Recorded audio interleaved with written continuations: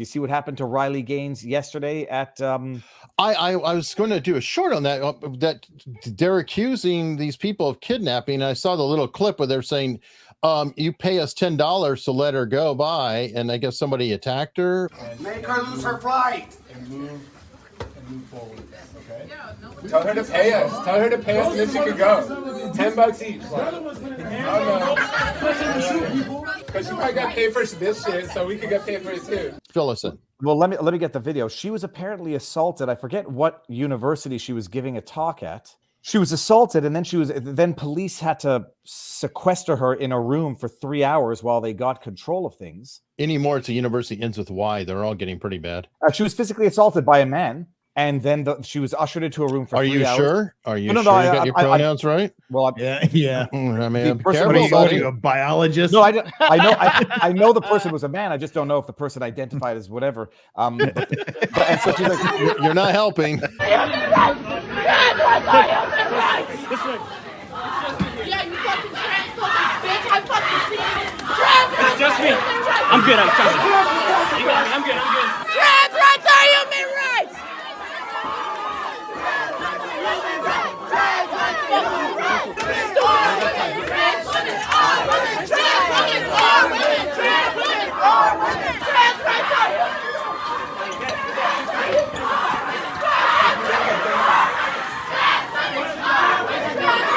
I'm coming. I'm good. Trust me, I'm good. Go ahead.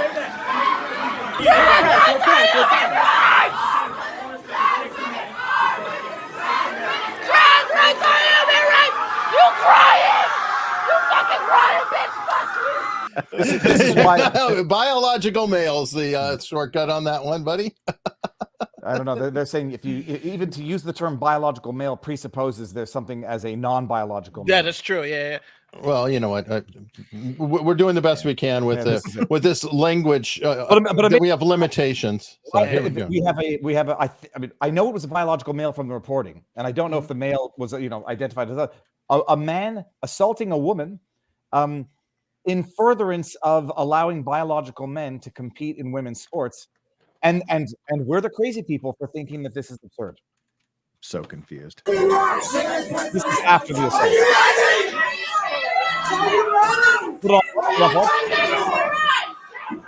Eric, I don't know where to go. Oh no, just keep playing, but just pay attention to the people chanting peace and love in her face as she walks down the hall after. Okay. Okay, keep going.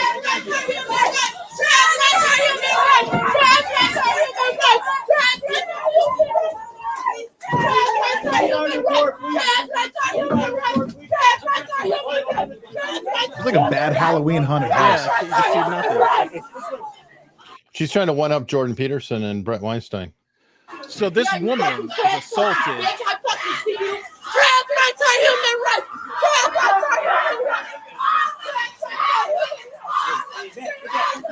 Those are police officers right there. Not. I like how nobody's around her or anything, and it looks like they're letting everybody get right into her face. Peace and love. Peace and love. This happened to the judge too. So Riley Gaines is the athlete.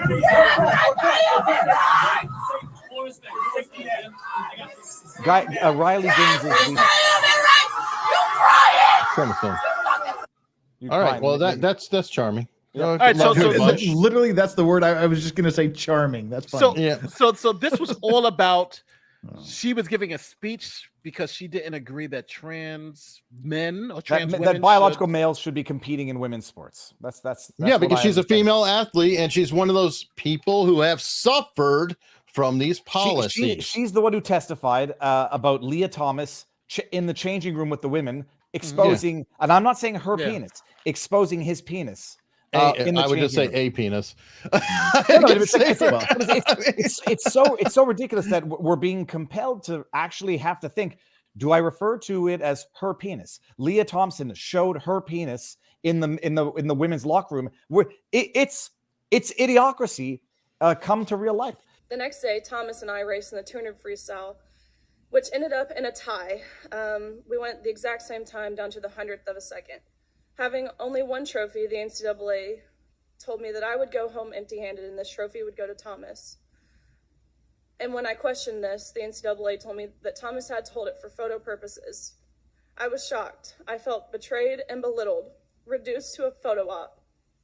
But my feelings didn't matter. What mattered to the NCAA were the feelings of a biological male.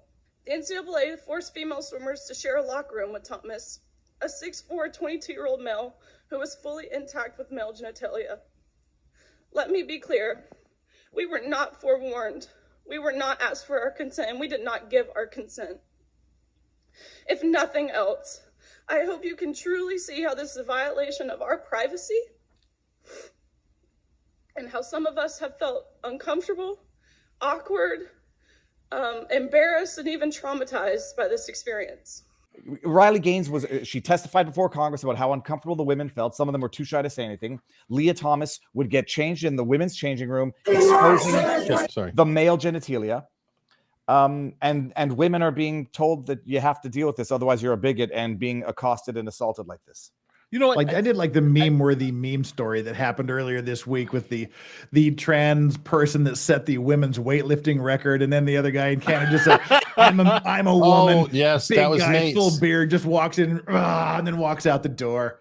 That's New my women's 5 record. million view video, baby. Boom. That's right. 5 million? Yeah, it was getting 1 million per day. Sweet. I did the story, but one thing though, and I think we need to first come out with the disclaimer. We believe if you're an adult, you can call yourself whatever you want. You can live your life. You can love whoever you want. You can live your life with everyone, right? Everybody in this live stream agrees with that. No one has any issue with that, right? You can love, live, marry, whatever. Well, you've got to qualify it a little bit more. Well, yes, but I think the issue that we're talking about is in athletics. There are two particular divisions. There's an open division for anyone, right? It doesn't matter if you're a man, woman, whoever. If you can get the times or the best, you win. And then there's a female-only category for people who didn't go through male puberty. I got another one, Nate. That's not athletics. But I'm saying that's just for athletics. No. But I'm tired of Women of the Month and Women of the Year. Okay, I'd like to. Maybe I'm just a purist, but I would like to see ovaries involved in a woman of fill in the blank award. But in addition to the athletics, this is the whole. You know, if you're a woman in your mind, does that mean you're a woman physically? You're objectively I don't know. It's over 50% of the population is women. I'm just going to defer to that and say, hey, let's just let the biological females be woman of fill in the blank. See, I've got a ridiculously simple solution to this. Stop with all the pronouns and have the XX sports and the XY sports.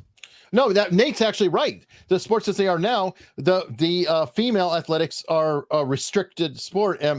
The trans athletes can compete in any, against males all day, all night. Why aren't they? Why aren't they rushing to say, hey, I'm going to go get this male powerlifting record and I'm going to take that one? And why isn't Fallon Fox, competing in the UFC against men? Oh, wait, Fallon Fox was competing against men, didn't do so well, then shifted to the restricted category.